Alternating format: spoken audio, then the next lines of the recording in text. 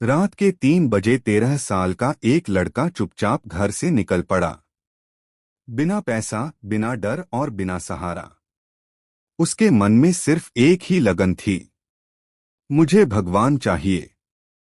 वही बालक आज वह संत हैं जिन्हें दुनिया स्वामी प्रेमानंद महाराज के नाम से जानती है, जो बिना किडरनी के भी जीवित हैं। क्या यह ईश्वर का चमत्कार है? कहानी अब शुरू होती है।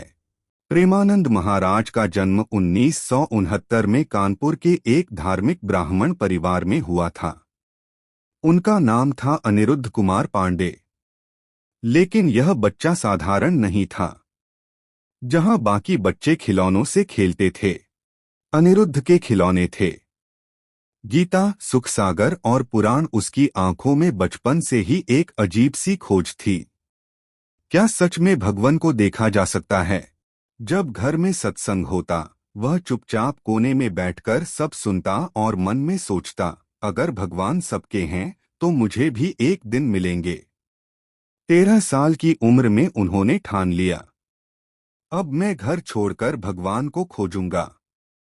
एक रात जब सब सो रहे थे, अनिरुद्ध ने माँ के पैर छुए और बोला, अम्मा, मैं भगवान को ढूंढने जा रहा हूँ। माँ मुस्कुराई। भगवान भागने से नहीं, भजन से मिलते हैं बेटा। लेकिन अनिरुद्ध के लिए यह कोई खेल नहीं था। उन्होंने 4 चीजें उठाई, गीता, चादर, लौटा और आसन, और निकल पड़े। यह वह कदम था जिसने उनके जीवन का हर रास्ता बदल दिया। बिना खाए पिए, बिना दिशा जाने बस चलते रहे। और जब भूख ने हार मानने पर मजबूर किया, तभी एक अजनबी मिला जिसने कहा, स्वामी जी के लिए दही लाया हूँ, तुम ही ले लो। वह व्यक्ति चला गया, पर अनिरुद्ध का विश्वास वहीं जन्मा। भगवान मेरी देखभाल खुद कर रहे हैं। अनीर, तुम कहाँ हो बेटा? क्या तुम्हें मेरी आवाज सुनाई दे रही है? कहाँ हो? 3 दिन बाद जब पिता ने बेटे को ढूंढा, उन्होंने कहा, चलो घर चलते हैं बेटा, 3 दिन हो चुके हैं। लेकिन अनिरुद्ध बोले, मेरा जीवन भगवान के नाम है, चाहे काट डालो फिर भी मैं वापस नहीं जाऊंगा। पिता की आंखों से आंसू बह निकले। उन्होंने कहा, जाओ बेटा, अगर बंजर भूमि पर भी बैठोगे तो फूल खिलेंगे। यह आशीर्वाद आज भी उनकी हर सांस में है। कुछ समय बाद अनिरुद्ध काशी पहुंचे। वहां उन्होंने ब्रह्मचर्य व्रत लिया और नया नाम पाया, आनंद स्वरूप ब्रह्मचारी। तुलसी घाट उनका घर बन गया। नमः शिवाय। जमीन, बिछौना, आसमान, छत।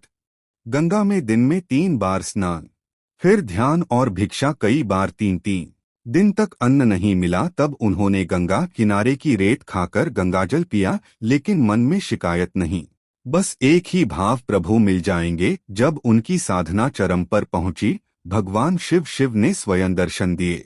कोई चमत्कार नहीं, बस एक पिता जैसी मुस्कान और आंखों में करुणा। उस रात अनिरुद्ध रोते रहे, कृतज्ञता के आंसू, और शिव ने जाते जाते उनके मन में वृंदावन का बीज बोया। तभी एक दिन एक संत आए, आज रास लीला है, चलिए दर्शन कीजिए। उन्होंने मना किया, नहीं, मैं नहीं जाऊंगा।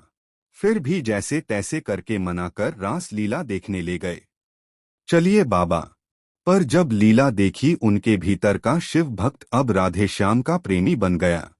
उन्होंने रास में वो देखा जो साधना में सालों तक नहीं मिला, प्रेम। और जब कलाकार लौटे, उन्होंने कहा, बाबा वृंदावन आ जाइए, बिहारी जी छोड़ेंगे नहीं। यही वाक्य बन गया नया गुरु मंत्र। बाबा युगल किशोर जी ने उन्हें वृंदावन पहुंचाया। बाबा जी, मैं जा रहा हूं, आप खुद का ध्यान रखना। और वहां उन्होंने अपना नया जीवन शुरू किया, स्वामी प्रेमानंद महाराज के रूप में। अब सवाल उठता है, क्या सच में महाराज जी की दोनों किडनी खराब है? साल 2006 में एक बार महाराज जी की तबीयत बहुत ज्यादा खराब हो गई थी और उन्हें अस्पताल में भर्ती किया गया। जब डॉक्टर इलाज कर रहे थे, तब पता चला कि दोनों किडनी फेल हो चुकी है। फिर डॉक्टरों ने कहा, बाबा जी, आपकी दोनों किडनी खराब हो चुकी है, आप ज्यादा दिन नहीं बच पाएंगे।